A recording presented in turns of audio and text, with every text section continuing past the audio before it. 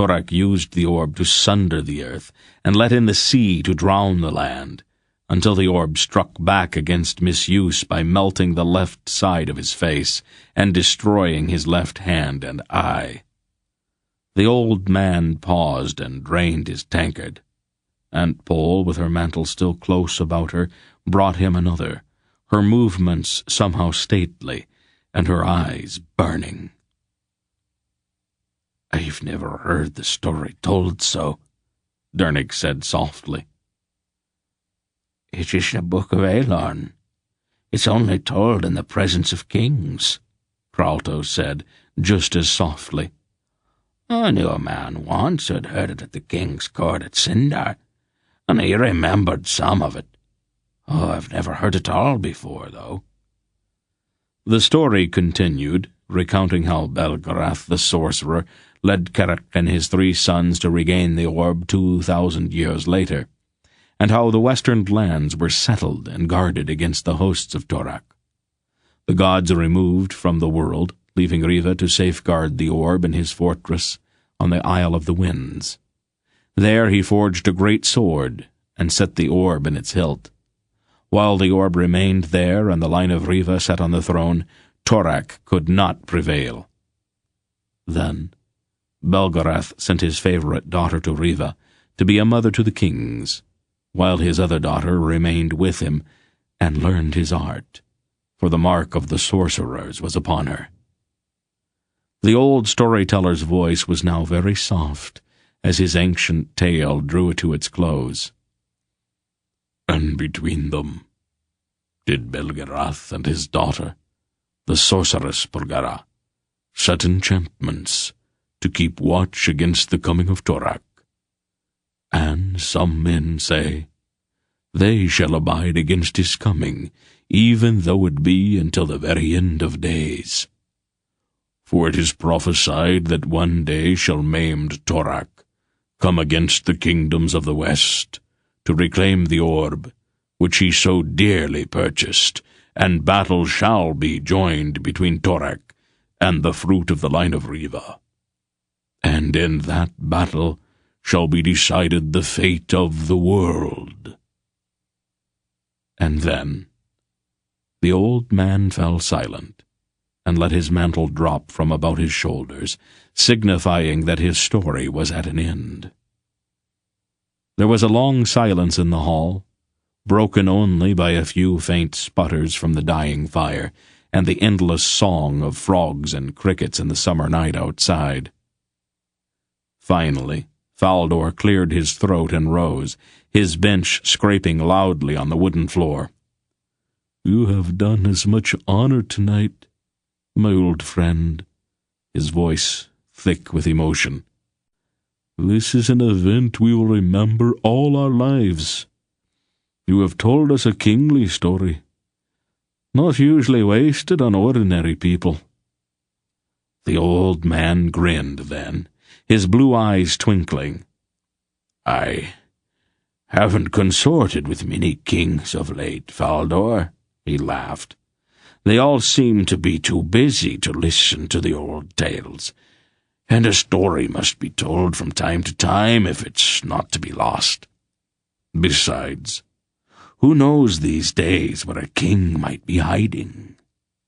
They all laughed at that and began to push back their benches, for it was growing late and time for those who must be up with the first light of the sun to seek their beds. "Will you carry a lantern for me to the place where I sleep, boy?" the storyteller asked Geryon. "Gladly," Geryon said, jumping up and running into the kitchen. He fetched down a square glass lantern, lighted the candle inside of it from one of the banked kitchen fires, and went back into the dining hall. Faldor was speaking with the storyteller. As he turned away, Geryon saw a strange look pass between the old man and Aunt Pole, who still stood at the back of the hall. "Are we ready then, boy?" the old man asked as Geryon came up to him. "Whenever you are," Geryon replied, and the two of them turned and left the hall. "Why is the story unfinished?" Geryon asked, bursting with curiosity. Why did you stop before we found out what happened when Torak met the Riven King? That is another story, the old man explained. Will you tell it to me sometime? The old man laughed. Torak and the Riven King have not as yet met, so I can't very well tell it, can I? At least not until after their meeting. It's only a story, isn't it? Geryon objected. Is it? The old man removed a flagon of wine from under his tunic and took a long drink. Who's to say what's only a story, and what's truth disguised as a story? It is only a story, Geryon said stubbornly, suddenly feeling very hard-headed and practical like any good Sendar. It can't really be true. Why, Belgariad the sorcerer would be, well, I don't know how old, and people don't live that long. 7,000 years, the old man said. What? Belgariad the sorcerer is 7,000 years old. Perhaps a bit older. That's impossible. Is it? How old are you? 9, next Aristide. And in 9 years, you've learned everything that's both possible and impossible? Why, you're a remarkable boy, Geryon. Geryon flushed. Well, he said, somehow not quite so sure of himself, the oldest man I ever heard of is an old Weldrick over on Mildren's farm. Durnick says he's over 90, and that he's the oldest man in the district. And it is a very big district, of course, the old man said solemnly. How old are you? Geryon asked, not wanting to give up. Old enough, boy, the old man said. Well, it's still only a story, Geryon insisted. Many good and solid men would say so, the old man told him, looking up at the stars.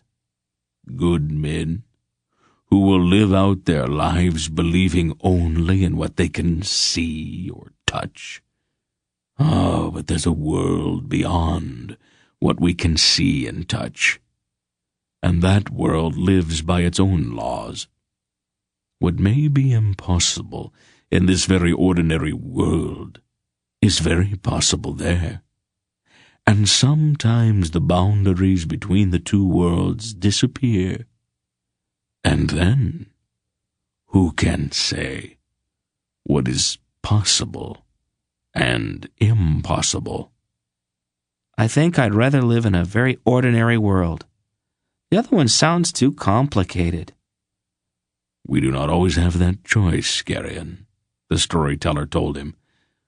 Don't be too surprised if that other world someday chooses you to do something that must be done, some great and noble thing.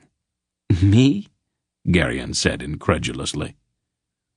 Stranger things have happened. Go to bed, boy. I think I will look at the stars for a while. The stars and I are very old friends. The stars? Geryon asked, looking up involuntarily. You're a very strange old man, if you don't mind my saying so. Indeed, the storyteller agreed. Quite the strangest that you'll likely meet. Well, I like you all the same, Geryon said quickly, not wanting to give offense. That's a comfort, boy. Now go to bed. Your Aunt Pole will be worried about you. Later, as he slept, Geryon's dreams were troubled. The dark figure of maimed Torak loomed in the shadows, and monstrous things pursued him across twisted landscapes where the possible and the impossible merged and joined, as that other world reached out to claim him. Chapter 3. Some few mornings later, when Aunt Paul had begun to scowl at his continued lurking in her kitchen, the old man made excuse of some errand to the nearby village of Upper Gralt. Good, Aunt Paul said somewhat ungraciously. At least my pantries will be safe while you're gone. He bowed mockingly, his eyes twinkling. Do you need anything, Mistress Paul? Some trifling thing I might purchase for you, as long as I'm going anyway? Aunt Paul thought for a moment. Some of my spice pots are a bit low, and there's a Tulnedron spice merchant in Fennel Lane, just south of the town tavern. Oh, I'm sure you'll have no trouble finding the tavern. The trip is likely to be dry, the old man admitted pleasantly. And lonely, too. 10 leagues, with no one to talk to, is a long way. Talk to the birds, Aunt Paul suggested bluntly. Birds listen well enough, but their speech is repetitious. It quickly grows tiresome. Why don't I take the boy along for company? Geryon held his breath. He is picking up enough bad habits on his own. I'd prefer his not having expert instruction. Why, Mistress Paul, the old man objected, stealing a cruller almost absently. You do me an injustice. Besides, a change will do the boy good. Broaden his horizons, you might say.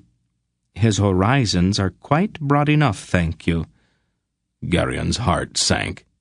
Still, at least I can count on him not to forget my spices altogether, or to become so fuddled with ale that he confuses peppercorns with cloves, or cinnamon with nutmeg. Very well, take the boy along, but mind, I don't want you taking him into any low or disreputable places. Mistress Paul, would I frequent such places? The old man said, feigning shock. I know you too well, old wolf. You take to vice and corruption as naturally as a duck takes to a pond. If I hear that you have taken the boy into any unsavory place, you and I will have words. Well, then I have to make sure that you don't hear of anything like that, won't I? Aunt Paul gave him a hard look. I'll see which spices I need.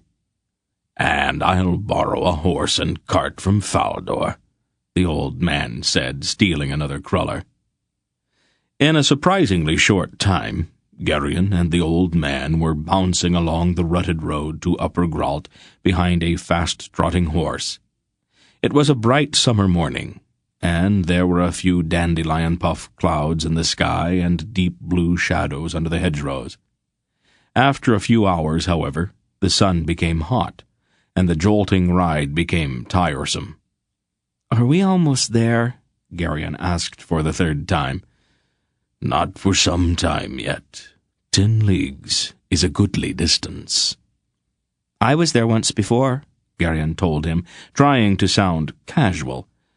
Of course, I was only a child at the time, so I don't remember too much about it. It seemed to be quite a fine place. The old man shrugged.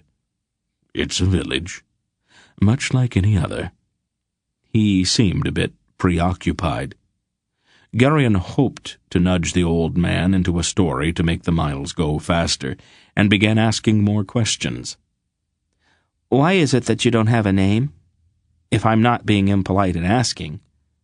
I have many names, the old man said, scratching his white beard.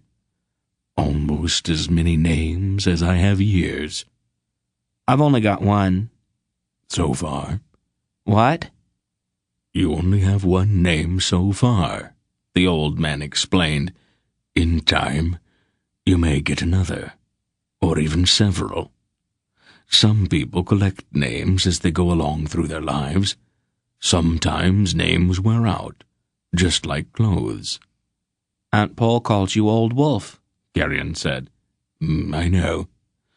Your Aunt Paul and I have known each other for a very long time. Why does she call you that? Who can say why a woman such as your aunt does anything? May I call you Mr. Wolf? Names were quite important to Geryon, and the fact that the old storyteller did not seem to have one had always bothered him. That namelessness had made the old man seem somehow incomplete, unfinished. The old man looked at him soberly for a moment, and then he burst out laughing. "Mr. Wolf, indeed. How very appropriate. I think I like that name better than any I have had in years." "Well, may I, then? Call you Mr. Wolf, I mean." "I think I'd like that, Geryon. I think I'd like that very much." "Now would you please tell me a story, Mr. Wolf?" The time and distance went by much faster then, as Mr. Wolf wove for Geryon tales of glorious adventure and dark treachery, taken from those gloomy, unending centuries of their horrendish civil wars. "Why are they like that?" Geryon asked after a particularly grim tale. "The Arends are very noble," Wolf said, lounging back in the seat of the cart with reins held negligently in one hand. "Nobility's a trait that's not always trustworthy, since it sometimes causes men to do things for obscure reasons." "Brunderig's an errand," Geryon said. "He sometimes seems to be, well, not too quick a thought, if you know what I mean." "It is the effect of all that nobility. Arends spend so much time concentrating on being noble that they don't have time to think of other things." They came over the crest of a long hill, and there, in the next valley, lay the village of Upper Gralt. To Geryon, the tiny cluster of grey stone houses with slate roofs seemed disappointingly small. 2 roads, white with thick dust, intersected there, and there were a few narrow winding streets besides. The houses were square and solid, but seemed almost like toys set down in the valley below. The horizon beyond was ragged with the mountains of eastern Cinderia, and though it was summer, the tops of most of the mountains were still wrapped with snow. Their tired horse plodded down the hill toward the village, his hooves stirring up little clouds of dust with each step, and soon they were clattering along the cobblestoned streets toward the center of the village. The villagers, of course, were all too important to pay any attention to an old man and a small boy in a farm cart. The women wore gowns and high-pointed hats, and the men wore doublets and soft velvet caps. Their expressions seemed haughty, and they looked with obvious disdain at the few farmers in town who respectfully stood aside to let them pass. "They are very fine, aren't they?" "They seem to think so," Wolf said, his expression faintly amused. "I think it's time that we found something to eat, don't you?" Though he had not realized it until the old man mentioned it, Geryon was suddenly ravenous. "Where can we go? They all seem so splendid. Would any of them let strangers sit at their tables?" Wolf laughed and shook a jingling purse at his waist. "We shouldn't have any trouble making acquaintances. There are places where one can buy food." "Buy food?" Geryon had never heard of such a thing before. Anyone who appeared at Faldor's gate at mealtime was invited to the table as a matter of course. The world of the villagers was obviously very different from the world of Faldor's farm. "But I don't have any money." "I have got enough for us both," the wolf assured him, stopping their horse before a large, low building with a sign bearing a picture of a cluster of grapes hanging just above its door. There were words on the sign, but of course Geryon could not read them. "What do the words say, Mr. Wolf?" "They say that food and drink can be bought inside," the wolf told him, getting down from the cart. "It must be a fine thing to be able to read," Geryon said wistfully. The old man looked at him, seemingly surprised. "You can't read, boy?" "I've never found anyone to teach me. Faldor reads, I think, but no one else at the farm knows how." "Nonsense. I'll speak to your aunt about it. She's been neglecting her responsibility. She should have taught you years ago." "Can Aunt Paul read?" Geryon asked, stunned. "Of course she can," the wolf said, leading the way into the tavern. "She says she finds little advantage in it, but she and I had that particular argument out many years ago." The old man seemed quite upset by Gerion's lack of education. Gerion, however, was far too interested in the smoky interior of the tavern to pay much attention. The room was large and dark, with a low-beamed ceiling and a stone floor strewn with rushes. Though it was not cold, a fire burned in a stone pit in the center of the room, and the smoke rose errantly toward a chimney set above it on 4 square stone pillars.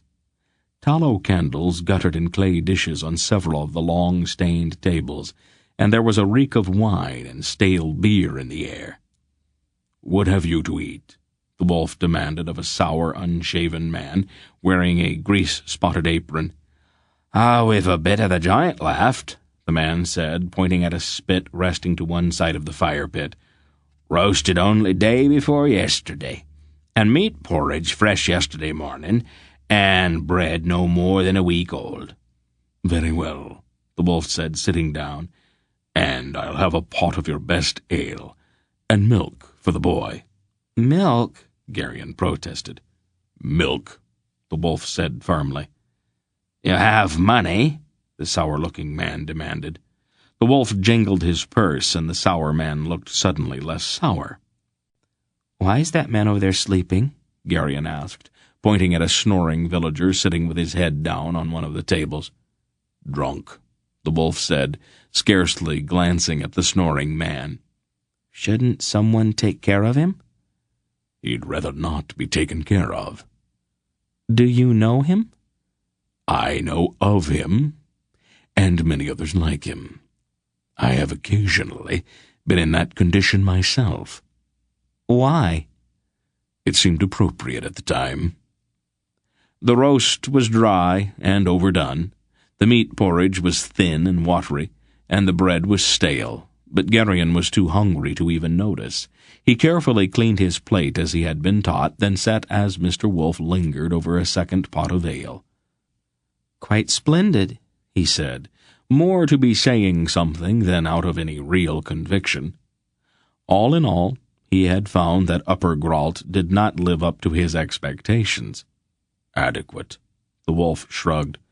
"Village taverns are much the same the world over. I have seldom seen one that I would hurry to revisit. Shall we go?" He laid down a few coins, which the sour-looking man snatched up quickly, and led Gerion back out into the afternoon sunlight. "Let's find your aunt's spice merchant, and then we will see to a night's lodging, and a stable for our horse."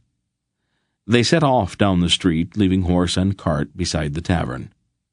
The house of the Tolnedran spice merchant was a tall, narrow building in the next street.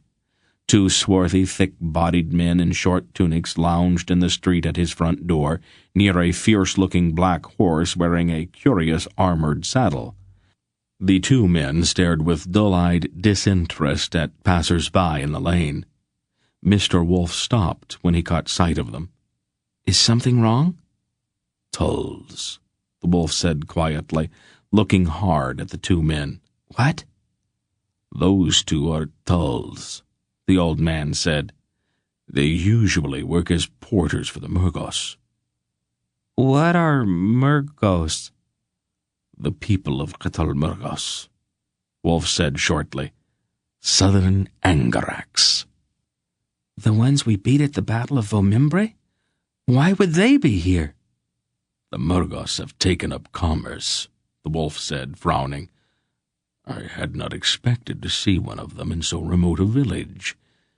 We may as well go in. The Tulls have seen us, and it might look strange if we turned now and went back. Stay close to me, boy, and don't say anything." They walked past the 2 heavy-set men and entered the spice merchant's shop. The Tolnedran was a thin, bald-headed man wearing a brown belted gown that reached to the floor. He was nervously weighing several packets of pungent-smelling powder which lay on the counter before him. "A good day to you," he said to Wolf. "Please have patience. I'll be with you shortly." He spoke with a slight lisp that Gerion found peculiar. "No hurry," Wolf said in a wheezy, cracking voice. Geryon looked at him sharply, and I was astonished to see that his friend was stooped, that his head was nodding foolishly. "See to their needs," the other man in the shop said shortly. He was a dark, burly man, wearing a chain-mail shirt and a short sword belted to his waist. His cheekbones were high, and there were several savage-looking scars on his face. His eyes looked curiously angular, and his voice was harsh and thickly accented. "Now, hurry," the wolf said in his wheezy cackle. "My business here will take some time," the Murgo said coldly, "and I prefer not to be rushed. Tell the merchant here what you need, old man." "My thanks, then," the wolf cackled. "I have a list somewhere about me." He began to fumble foolishly in his pockets. "My master drew it up. I do hope you can read it, friend merchant, for I cannot." He finally found the list and presented it to the Tolnedrin. The merchant glanced at the list. "This will only take a moment," he told the Murgo. The Murgo nodded and stood staring stonily at Wolf and Geryon. His eyes narrowed slightly, and his expression changed. "You're seemingly appearing, boy," he said to Geryon. "What's your name?" Until that moment in his entire life, Geryon had been an honest and truthful boy, but Wolf's manner had opened before his eyes an entire world of deception and subterfuge. Somewhere in the back of his mind he seemed to hear a warning voice, a dry, calm voice advising him that the situation was dangerous, and that he should take steps to protect himself. He hesitated only an instant before telling his first deliberate lie. He allowed his mouth to drop open, and his face to assume an expression of vacant-headed stupidity. "Randarig, Your Honor," he mumbled. An outlandish name," the Murgo said, his eyes narrowing even more. "You don't look like an errand." Geryon gaped at him. "Are you an errand, Rundorig?" the Murgo pressed. Geryon frowned as if struggling with a thought while his mind raced. The dry voice suggested several alternatives. "My father was, but my mother's a Sendar. People say I favor her." "You say was? Is your father dead, then?" the Murgo said quickly. His scarred face was intent. Geryon nodded foolishly. "A tree he was cutting fell on him. It was a long time ago." The Murgo suddenly seemed to lose interest. "Here's a couple penny for you, boy," he said indifferently, tossing a small coin on the floor at Geryon's feet. "It has the likeness of the god Torak stamped on it. Perhaps it will bring you luck, or at least more wit." Wolf stooped quickly and retrieved the coin, but the coin he handed to Geryon was a common Sendarian penny. "Thank the good man, Rondorig," he wheezed. "My thanks, Your Honor," Geryon said, concealing the penny tightly in his fist. The Murgo shrugged and looked away. Wolf paid the Tolnedrin merchant for the spices, and he and Geryon left the shop. "You played a dangerous game, boy," Wolf said once they were out of earshot of the two lounging Tulls. "You seemed not to want him to know who we were. I wasn't sure why, but I thought I ought to do the same," Geryon explained. "Was what I did wrong?" "You're very quick," the wolf said approvingly. "I think we managed to deceive the Murgo." "Why did you change the coin?" "Sometimes Angarak coins are not what they seem. It's better for you not to have any of them. Let's fetch our horse and cart. It's a long way back to Faldor's farm." "I thought we were going to take lodgings for the night." "That has changed now. Come along, boy. It is time for us to leave." The horse was very tired, and he moved slowly up the long hill out of Upper Grout as the sun went down ahead of them. "Why wouldn't you let me keep the Angrak penny, Mr. Wolf?" Geryon persisted. The subject still puzzled him. "There are many things in this world that seem to be one thing, but are in fact another," the wolf said somewhat grimly. "I do not trust Angraks, and I particularly do not trust Murgos. It'd be just as well, I think, if you never had anything in your possession that bears the likeness of Torak." "But the war between the West and the Angaraks has been over for 500 years now. All men say so." "Not all men. Now, take that robe out of the back of the cart and cover up. Your Aunt Paul would never forgive me if I let you take a chill." "Well, I will if you think I should, but I'm not a bit cold, not at all sleepy. I'll keep you company as we go." "That will be a comfort, boy." "Mr. Wolf," Geryon said after some time, "did you know my mother and father?" "Yes," the wolf said quietly. "My father's dead, too, isn't he?" "I am afraid so." Geryon sighed deeply. "I thought so. I wish I had known them. Aunt Paul says I was only a baby when—" He couldn't bring himself to say it. "I've tried to remember my mother, but I can't." "You were very small," the wolf said. "What were they like?" The wolf scratched at his beard. "Ordinary. So ordinary you wouldn't look twice at either one of them." Geryon was offended by that. "Aunt Paul says my mother was very beautiful." "She was." "Then how can you say she was ordinary?" "She was not prominent or important. Neither was your father. Anyone who saw them thought that they were just simple village people. A young man with a young wife and their baby. That's all anyone ever saw. That's all anyone was ever supposed to see." "I don't understand." "It is very complicated." "What was my father like?" "Medium size. Dark hair. A very serious young man. I liked him." "Did he love my mother?" "More than anything." "And me?" "Of course." "What kind of place did they live in?" "It was a small place. A little village near the mountains, a long way from any main roads. They had a cottage at the end of the street. It was a small, solid little house. Your father built it himself. He was a stone cutter. I used to stop by there once in a while when I was in the neighborhood." The old man's voice droned on, describing the village and the house and the two who lived there. Geryon listened, not even realizing it when he fell asleep. It must have been very late, almost on toward dawn. In a half-drowse, the boy felt himself lifted from the cart and carried up a flight of stairs. The old man was surprisingly strong. Aunt Paul was there. He knew that without even opening his eyes.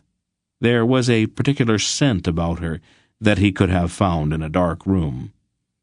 "Just cover him up," Mr. Wolf said softly to Aunt Paul.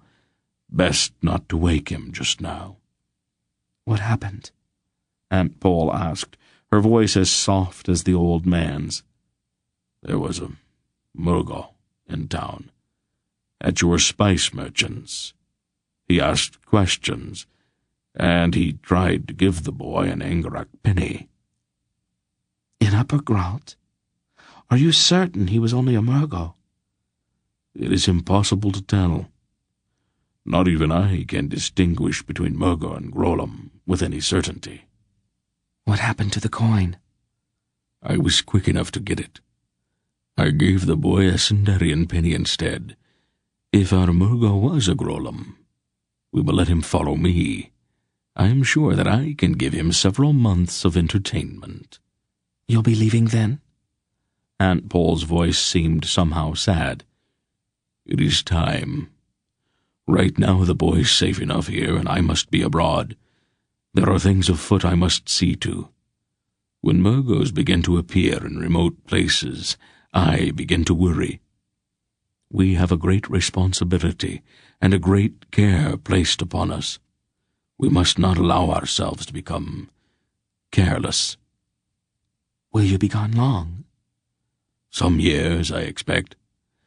There are many things I must look into and many people I will have to see."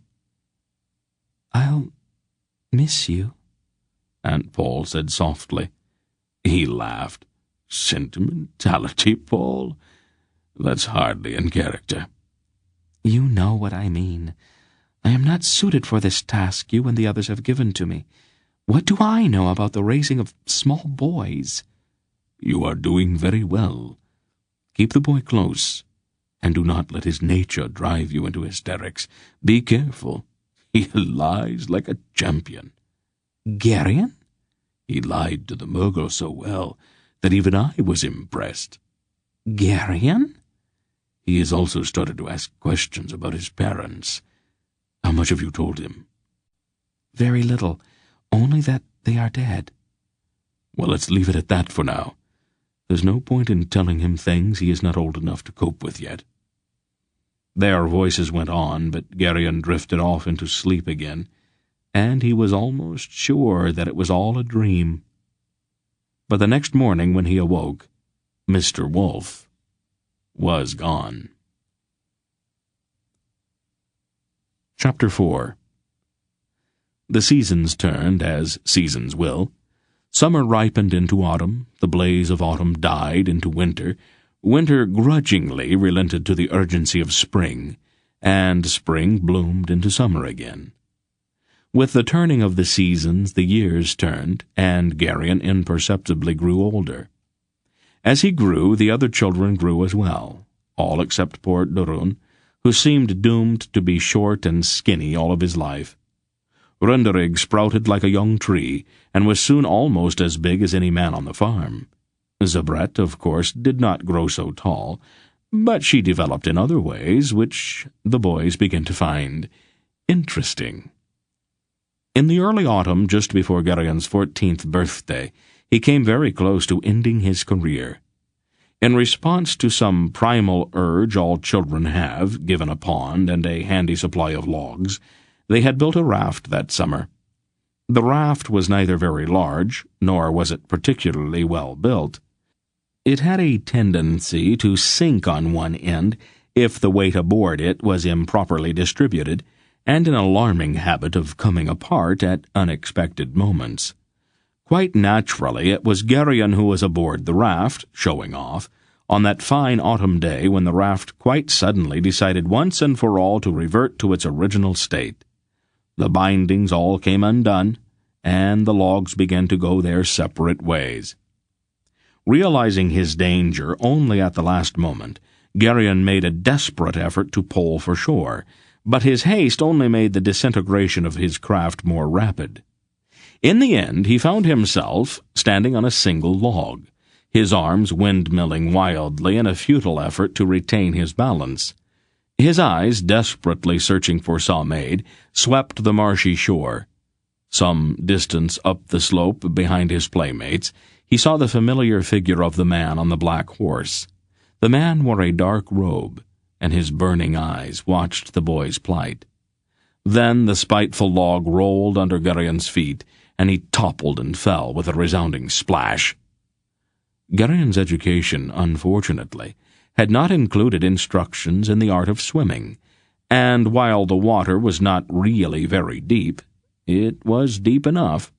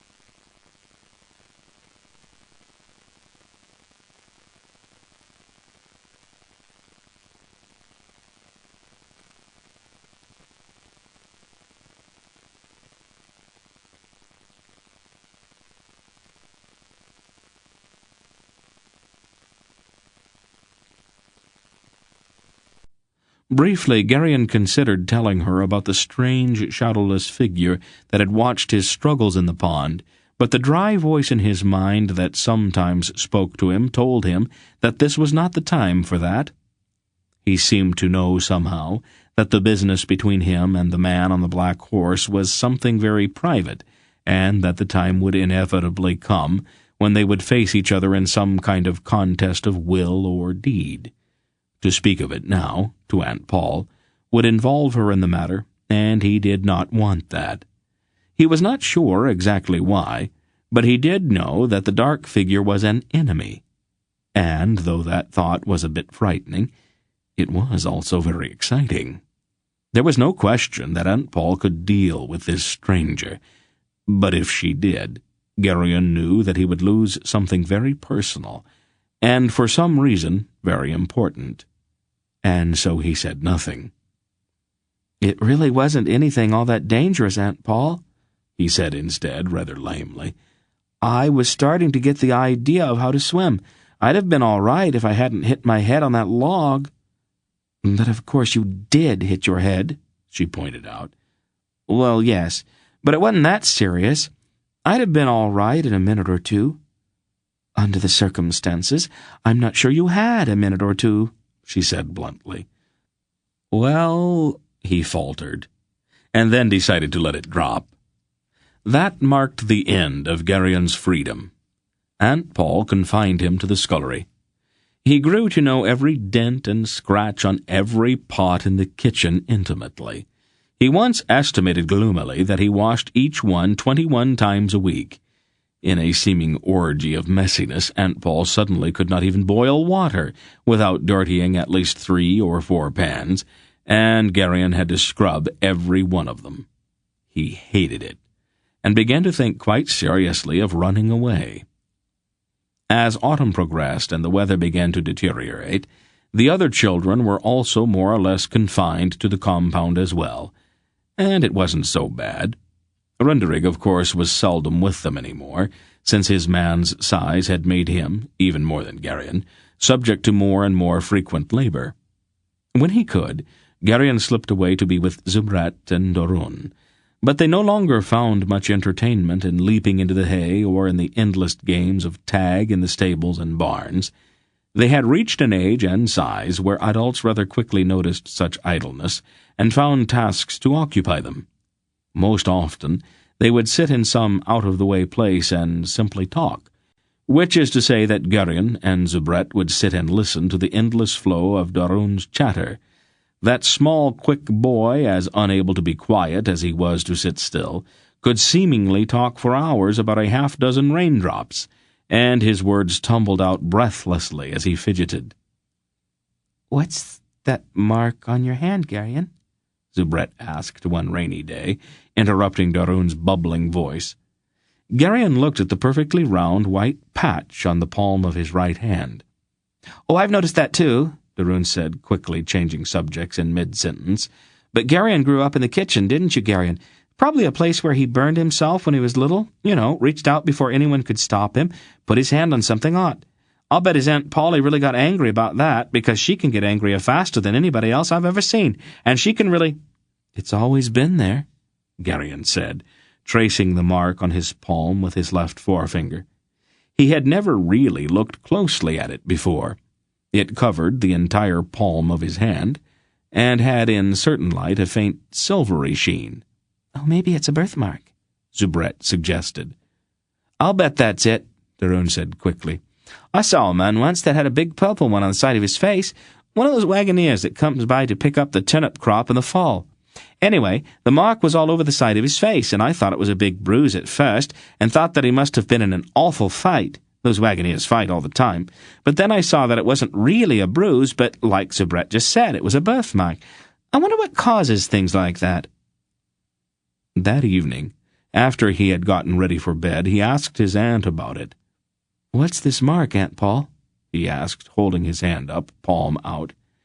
She looked up from where she was brushing her long dark hair. "It's nothing to worry about." "Well, I wasn't worried about it. I just wondered what it was. Zubret and Dorun think it's a birthmark. Is that what it is?" "Something like that." Did either of my parents have the same kind of mark? Your father did. It's been in the family for a long time. A sudden strange thought occurred to Gerion. Without knowing why, he reached out with a hand and touched the white lock at his aunt's brow. Is it like that white place in your hair? He felt a sudden tingle in his hand, and it seemed somehow that a window opened in his mind. At first there was only the sense of uncountable years moving by like a vast sea of ponderously rolling clouds, and then, sharper than any knife, a feeling of endlessly repeated loss, of sorrow. Then, more recent, there was his own face, and behind it more faces, old, young, regal, or quite ordinary. And behind them all, no longer foolish as it sometimes seemed, the face of Mr. Wolfe. But more than anything, there was a knowledge of an unearthly, inhuman power, the certainty of an unconquerable will. Aunt Paul moved her head away almost absently. "Don't do that, Gerion," she said, and the window in his mind shut. "What was it?" he asked, burning with curiosity and wanting to open the window again. "A simple trick." "Show me how." "Not yet, my Gerion," she said, taking his face between her hands. "Not yet. You are not ready yet. Now, go to bed." "You'll be here?" he asked, a little frightened now. "I will always be here." She tucked him in, and then she went back to brushing her long, thick hair, humming a strange song as she did, in a deep, melodious voice, and to that sound he fell asleep. After that, not even Gerion himself saw the mark on his own palm very often. There suddenly seemed to be all kinds of dirty jobs for him to do, which kept not only his hands, but the rest of him as well, very dirty. The most important holiday in Cinderia, and indeed in the rest of the kingdoms of the West, was Aristide. It commemorated the day, eons before, when the 7 gods joined hands to create the world with a single word. The festival of Aristide took place in midwinter, and because there was little to do on a farm like Faldor's at that season, it had, by custom, become a splendid 2-week celebration, with feasts and gifts and decorations in the dining hall, and little pageants honoring the gods. These last, of course, were a reflection of Faldor's piety. Faldor, though he was a good, simple man, had no illusions about how widely his sentiments were shared by others on the farm. He thought, however, that some outward show of devotional activity was in keeping with the season, and because he was such a good master, the people on his farm chose to humor him. It was also at this season, unfortunately, that Faldor's married daughter, Anhelda, and her husband, Adelbrig, made their customary annual visit to remain on speaking terms with her father. Anhelda had no intention of endangering her inheritance rights by seeming inattention. Her visits, however, were a trial to Faldor, who looked upon his daughter's somewhat overdressed and supercilious husband, a minor functionary in a commercial house in the capital city of Sindar, with scarcely concealed contempt. Their arrival, however, marked the beginning of the Aristide festival at Faldor's farm. So, while no one cared for them personally, their appearance was always greeted with a certain enthusiasm. The weather that year had been particularly foul, even for Cinderia. The rains had settled in early, and were soon followed by a period of soggy snow, not the crisp, bright powder which came later in the winter, but a damp slush, always half melting. For Gerion, whose duties in the kitchen now prevented him from joining with his former playmates in their traditional pre-holiday orgy of anticipatory excitement, the approaching holiday seemed somehow flat and stale. He yearned back to the good old days, and often sighed with regret, moping about the kitchen like a sandy-haired cloud of doom. Even the traditional decorations in the dining hall, where Aristide festivities always took place, seemed decidedly tacky to him that year.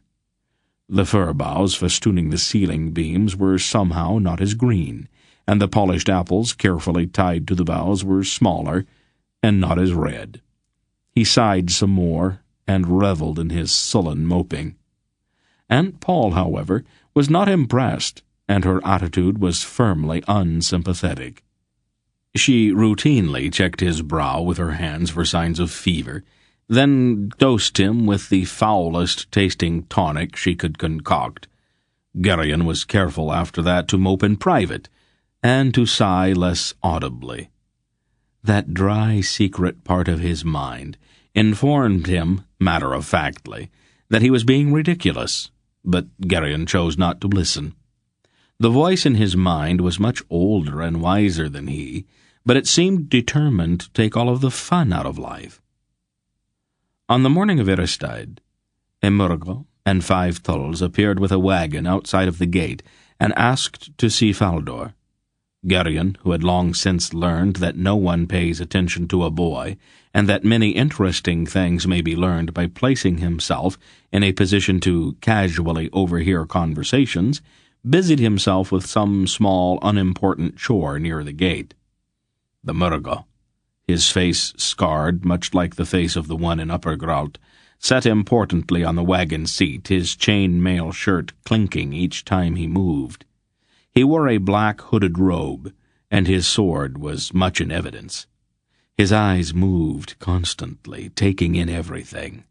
The thulls, in muddy felt boots and heavy cloaks, lounged disinterestedly against the wagon, seemingly indifferent to the raw wind whipping across the snowy fields.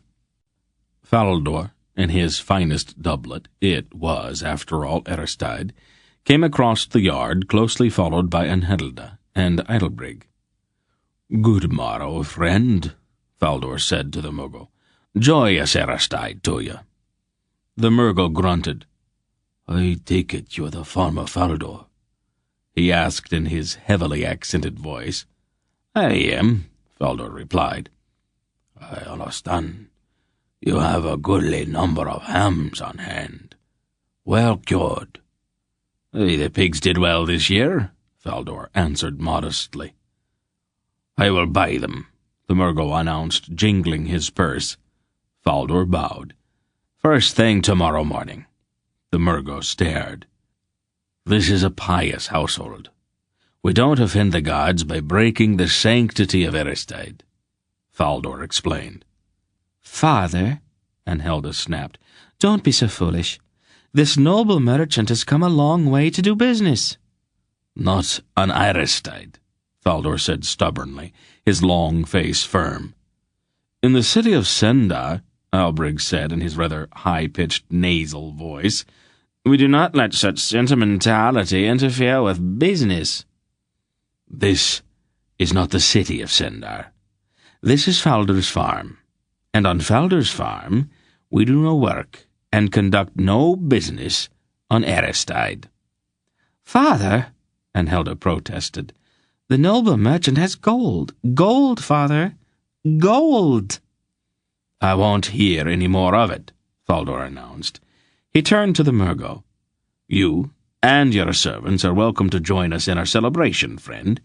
We can provide quarters for you and the promise of the finest dinner in all of Sendaria, and the opportunity to honor the gods on this special day. No man is made poorer by attending to his religious obligations." "We do not observe this holiday in Castelmurgos," the scar-faced man said coldly. "As the noble lady says, I have come a long way to do business. I have not much time to tarry. I am sure there are other farmers in the district with the merchandise that I require." "Father!" Enhilda wailed. "I know my neighbors," Faldor said quietly. "Your luck today will be small, I fear. The observance of this day is a firm tradition in this area." The Murgo thought for a moment. "It may be as you say," he said finally. "I will accept your invitation, provided that we can do business as early as possible tomorrow." Faldor bowed. "I'll place myself at your service at first light of the morrow, if you so desire." "Done, then," the Murgo said, climbing down from his wagon. That afternoon the feast was laid in the dining hall. The kitchen helpers and a half-dozen others who had been pressed into service for the special day scurried from kitchen to hall bearing smoking roasts, steaming hams, and sizzling geese, all under the lash of Aunt Paul's tongue. Geryon observed sourly as he struggled with an enormous baron of beef that Faldor's prohibition of work on Aristide stopped at the kitchen door. In time, all was ready. The tables were loaded with the fires in the fireplaces burning brightly. Dozens of candles filled the hall with a golden light, and torches flared in their rings on the stone pillars. Faldor's people, all in their best clothes, filed into the hall, their mouths watering in anticipation. When all were seated, Faldor rose from his bench at the head of the center table. "Dear friends," he said, lifting his tankard, "I dedicate this feast to the gods." "The gods," the people responded in unison, rising respectfully. Faldor drank briefly, and they all followed suit. "Hear me, O gods," he prayed. "Most humbly, we thank you for the bounty of this fair world which you made on this day, and we dedicate ourselves to your service for yet another year." He looked for a moment as if he were going to say more, but then sat down instead. Faldor always labored for many hours over special prayers for occasions such as this, but the agony of speaking in public invariably erased the words so carefully prepared from his mind. His prayers, therefore, were always very sincere and very short. "Eat, dear friends. Don't let the food grow cold." And so they ate. And Helda and Eilbrig, who joined them all at this meal only at Faldor's insistence, directed their conversational efforts to the Mughal, since he was the only one in the room who was worthy of their attention. "I have long thought of visiting Tolmergos," Eilbrig stated rather pompously. "Oh, don't you agree, friend merchant, that greater contact between East and West is the way to overcome those mutual suspicions which have so marred our relationships in the past?" "We Murgos prefer to keep to ourselves," the scar-faced man said shortly. "But you are here, friend," Eilbrig pointed out. "Doesn't that suggest that greater contact might prove beneficial?" "I'm here as a duty," the Murgo said. "I don't visit here out of preference." He looked around the room. "Are these, then, all of your people?" he asked Faldor. "Every soul is here," Faldor told him. "I was led to believe there was an old man here, with white hair and beard." "Not here, friend. I myself am the eldest here, and as you can see, my hair is far from white." "One of my countrymen met such a one some years ago. He was accompanied by an Arindish boy, Roderick, I believe his name was." Geryon, seated at the next table, kept his face to his plate, and listened so hard that he thought his ears must be growing. "Well, we have a boy named Roderick here, the tall lad at the end of the far table over there." "No," the Murgo said, looking hard at Roderick. "That is not the boy who was described to me." "It's not an uncommon name among the Errands," Faldor said. "Quite probably your friend met a pair from another farm." "That must be it," the Murgo said, seeming to dismiss the affair. "This ham is excellent," he said, pointing at his plate with the point of the dagger with which he ate. "Are the ones in your smokehouse of similar quality?" "No, no, friend merchant. You won't so easily trick me into talking business on this day." The Murgo smiled briefly, the expression appearing strange on his scarred face. "One can always try. I would, however, compliment your cook." "A compliment for you, Mistress Paul," Faldor said, raising his voice slightly. Our friend from Cathal finds your cooking much to his liking. I thank him for his compliment, Aunt Paul said somewhat coldly. The Murgo looked at her, and his eyes widened slightly, as if in recognition. A noble meal, great lady, he said, bowing slightly in her direction. Your kitchen is a place of magic. No, she said, her face suddenly very haughty. Not magic. Cooking is an art which anyone with patience may learn. Magic is quite something else. Ah, but magic is also an art, great lady. There are many who think so, but true magic comes from within, and is not the result of nimble fingers which trick the eye.